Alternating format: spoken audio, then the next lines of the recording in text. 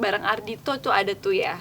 Karena itu pertama kali di film aku mau bocorin. Gak usah spoiler. Pokoknya aku sama Ardhito melakukan sesuatu lah. Oh, Jadi mungkin yang menarik ya kerja sama bareng Jeffrey itu menarik sih.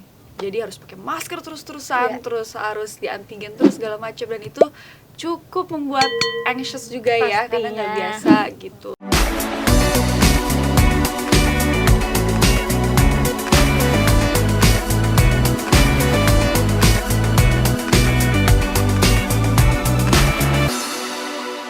halo Sobat Grit.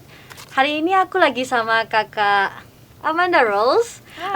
Selamat datang di Celebrities Punya Cerita. Dan hari ini kita akan ngobrol-ngobrol seputar film Dear Nathan, Thank You Salma.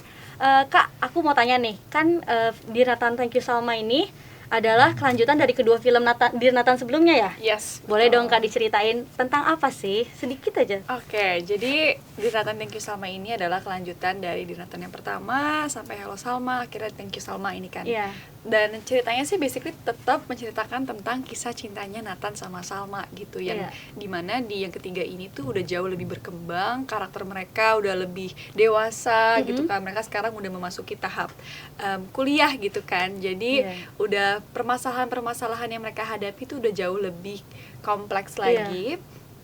Tapi juga banyak sekali dibumbui oleh isu-isu sosial yang ada gitu sih. Misalnya di sini tuh isu pelecehan seksual di kampus yang sangat dibahas juga lah di film ini gitu. Berarti salah satu hal yang spesialnya nih dari Dear Nathan, Thank You Salma ini tuh ada isu-isu saat ini mungkin yang lagi booming ya Kak. Benar. Salah satunya pelecehan seksual tadi ya Kak. Nah, kalau kita lihat dari trailernya nih Kak, ada Ardhito Pramono. Nah, kakak gimana sih membangun chemistry sama Ardhito sendiri? Ada kesulitan nggak? Ini kan memang pertama kali aku kerja bareng dengan Ardhito Pramono. Cuman orangnya ternyata asik banget. Aku tuh pas ngeliat Ardhito tuh kayak, oke, lo tuh emang Afkar banget. Jadi kan karakter dia di sini kan namanya Afkar. Kayak dia tuh udah nggak perlu acting, dia udah Afkar gitu. Jadi kayak aku udah benar-benar dapet banget sih feel-nya. Terus juga orangnya asik banget, diajak ngobrol dan sempet ngediscuss juga. Sempet bahkan bikin playlist lagu. Supaya kita tuh bareng-bareng connect gitu, moodnya tuh sama ketika syuting karena kita dengerin lagu yang sama gitu. Sempat dinyanyi-nyanyiin nggak Kak? Oh iya, sempet banget. Dan itu juga salah satu cara pendekatan kita sih. Nyanyi bareng, mau sobat nyanyi bareng. Iya, asik banget ya sampai bikin playlist loh Sobat Grit. Berarti selama syuting gitu ya Kak? Yes, benar. Asik banget Sobat Grit. Karakter kakak sendiri sebagai Salma, seperti apa sih Salma itu? Sebagai Salma, dan Salma di yang ketiga ini dia udah jauh lebih dewasa. Dan kalau karakter dia sendiri tuh kan dia bisa dibilang tuh dulu dikenalnya sebagai gadis yang kaku gitu kan, kayak emang pemalu, introvert, dan dia juga baru pindah dari Bandung kan yang pertama. Jadi dia benar-benar masih penyesuaian lah gitu.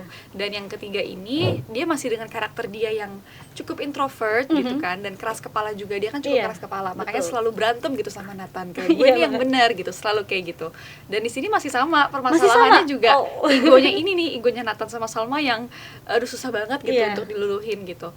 Cuman di sini bedanya Salma udah jauh lebih dewasa dan lebih berani lagi untuk mengungkapkan perasaannya gitu. Wih, kayak banget udah gede ya sekarang, terus aku lebih berani nih. Lebih berani. Pastinya setiap main film pasti ada kesulitannya sendiri ya gitu. Cuman mungkin lebih mudah untuk kali ini karena aku udah sebelumnya memerankan karakter Salma kan 2 kali gitu. Jadi kayak udah nempel aja sih karakter Salma di aku. Cuman mungkin sedikit dikasih variasi sedikit lah gitu, perubahan-perubahan apa sih yang pengen aku tambahin di sini gitu. Cuman yang jadi tantangan adalah gimana caranya aku tetap menjaga konsistensi karakter Salma, tapi juga ada perkembangan gitu. Tapi nggak, tetap orang tuh kalau ngeliat aku tetap ini Salma gitu. Salma yang gitu. Cuman ada perbedaan dikit gitu sih.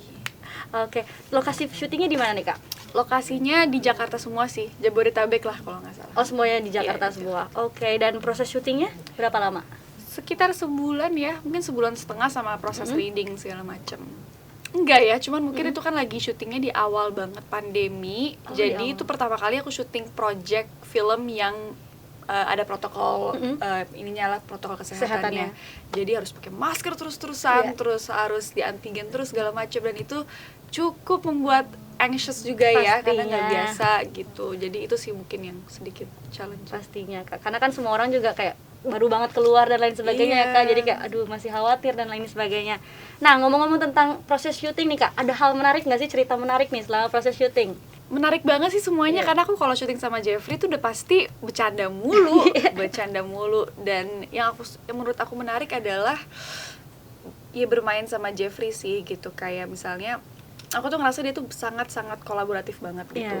Salah satu aktor yang aku sangat suka untuk kerja sama bareng gitu, karena kayak misalnya ada adegan sedih nih, kita tuh berdua bisa yang kayak kita ini dulu yuk, minggir dulu, kita berdua ngumpulin perasaan bareng-bareng, kita beneran ngebantu satu sama lain untuk ngedapetin emosinya, dan itu ngebantu banget gitu. Jadi mungkin yang menarik ya kerja sama bareng Jeffrey itu menarik sih. Dan ada lagi nggak sih Kak hal yang menarik, maksudnya yang tak terlupakan gitu selama syuting? Paling berkesan? Mungkin adegan yang bareng Ardhito tuh ada tuh ya, karena itu pertama kali di film aku mau bocorin. Gak usah spoiler. Pokoknya aku sama Ardhito melakukan sesuatu lah. Oh, penasaran tuh Sobat Grit, nonton ya nanti ya. Terus aku mau tanya nih, ngomong-ngomong tentang adegan, apa scene favoritnya kan nih? Satu kata aja tapi no spoiler nih Kak. Apa scene favorit? Ya, satu kata aja. Ending.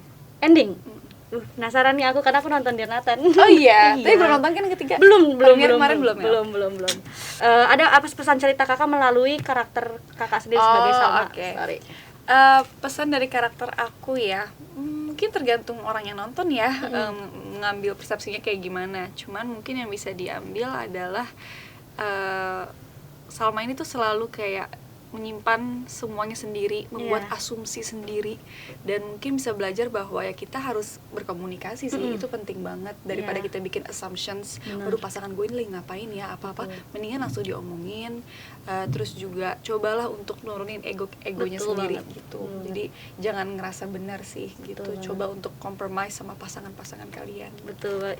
Terus juga kan kadang kita gengsi ya Kak, kalau misalkan gengsi, dan Salma ini gengsi banget. Pasti pokoknya Nathan duluan harus duluan gitu. Jadi ya itu sih yang mungkin bisa dipelajarin. Tonton di mana dan tayangnya kapan? Oke, Sobat Grit, kalian bisa nonton film Dear Nathan Thank You Salma yang sudah tayang tanggal 13 Januari 2022 di seluruh bioskop Indonesia. Wih, Kakak untuk project selanjutnya ada apa nih Kak? Project selanjutnya ada upcoming project sih untuk series gitu, dan film juga. Semoga semuanya lancar ya Kakak. Thank you. Amin. Oke deh Sobat Grit, terima kasih. Bye. Terima kasih sudah menonton video ini. Jangan lupa subscribe dan aktifkan lonceng notifikasi supaya kamu nggak ketinggalan video terbaru dari Grit.